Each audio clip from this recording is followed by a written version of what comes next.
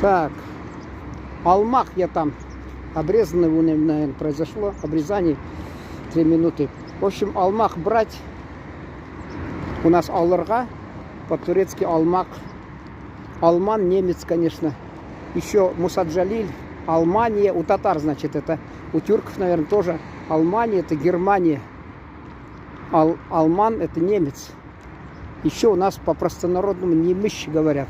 В Татарстане почему-то говорят немец. Хотя, я думаю, неправильно, потому что они церковь не говорят. Циркау. Там ц присутствует. Не говорят циркау, говорят чиркау. А почему-то немещины, а немец, они там немец говорят вместо того, чтобы говорить немещ. Я вот это не пойму. Это, кажется, навязано просто это нашими учеными. Алманжа по-немецки, алманча, немеща по-немецки. 6. В Стамбуле Султан Ахмед мечеть, знаете, да? И Фатих, что ли, район, к сожалению, не могу вспомнить. И вот там, когда в свое время, говорят, султан велел в честь очередной своей победы построить мечеть и алтын. Алтын, знаете, да, золото. Алтын манара.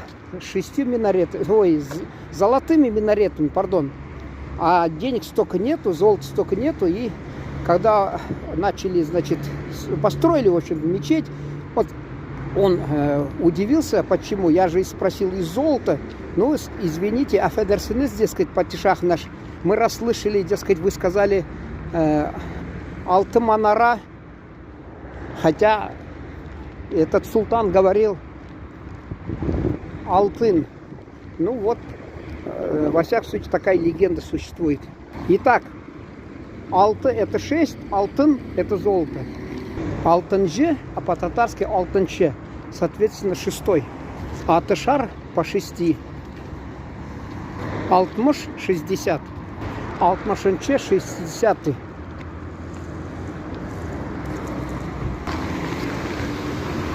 Тут вот машины, на меня все смотрят, вот этот ехать собирается справа.